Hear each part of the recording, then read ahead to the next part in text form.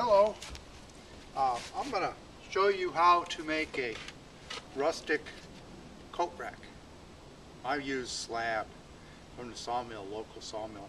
This is a piece of oak, and this one's a piece of oak here also as well. It's a nice one. And then this one, piece of mesquite slab. Kind of nice.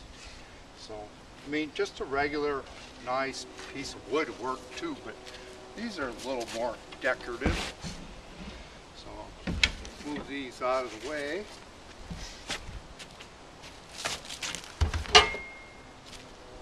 So, I'm going to show you how to make one, and I'm using a piece of slab mesquite.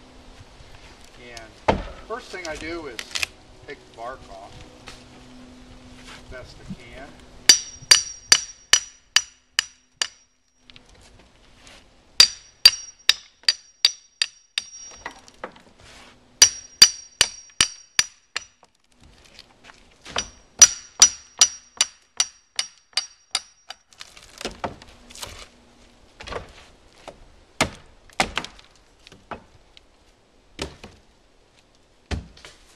That's pretty good.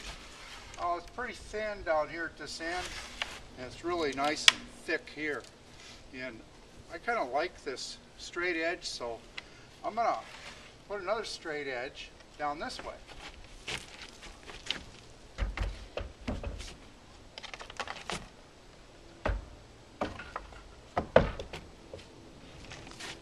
Just kind of eye it a little bit. I don't want it so thin. That's the main reason.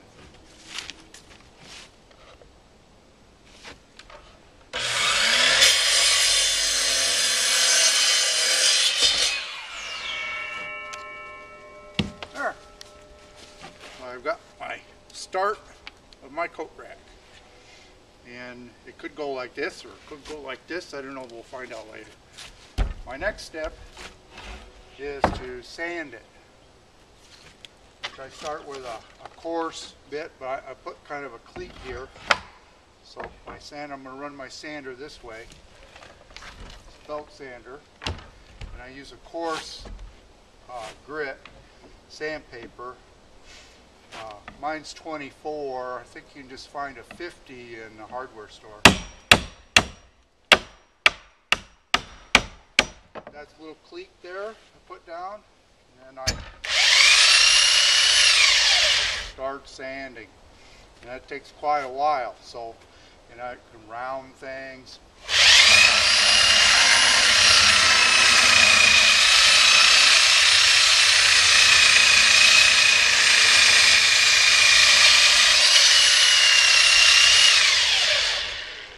Really get into it, but it takes quite a while. So I'll turn the camera off, and then I'll come back after my sanding's all done. You know, I go from the coarse, then I go to a 120 myself. That's what I like, and then that's finished. It's done. And not to be perfect. You can if you want, but there's no real need to. Okay. Okay. I've got her sanded nicely. Left these nice little chainsaw marks in it. Piece of slab mesquite.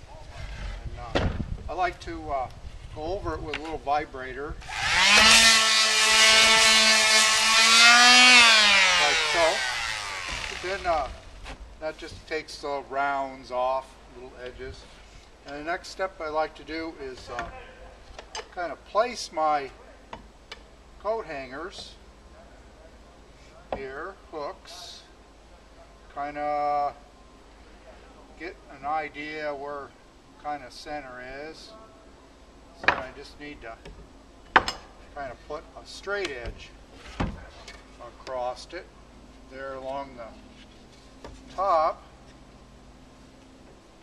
of my coat racks hooks. So that gives me so I'll stay straight line. And also so I can continue the line here, and I put a little pencil mark.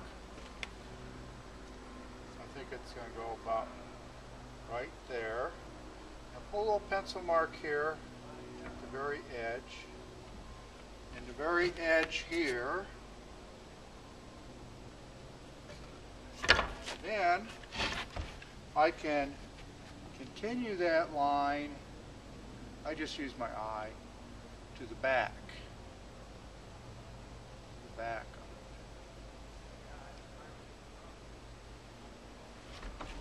of it. And back on this side.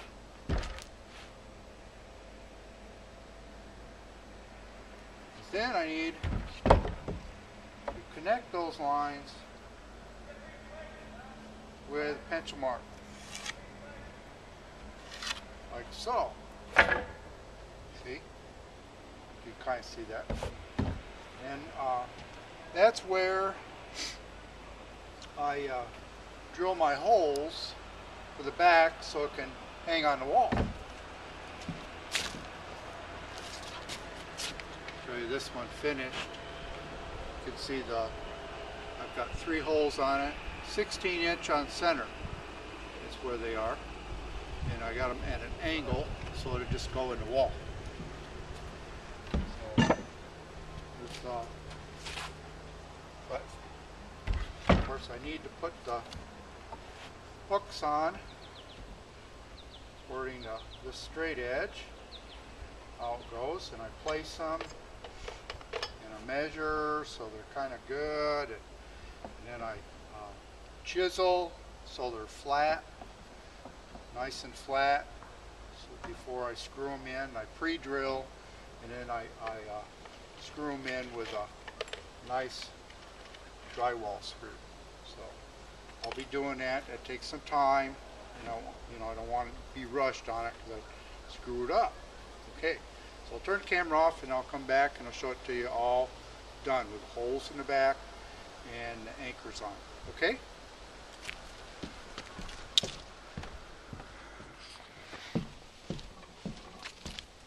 Okay, I've finished putting the urethane on.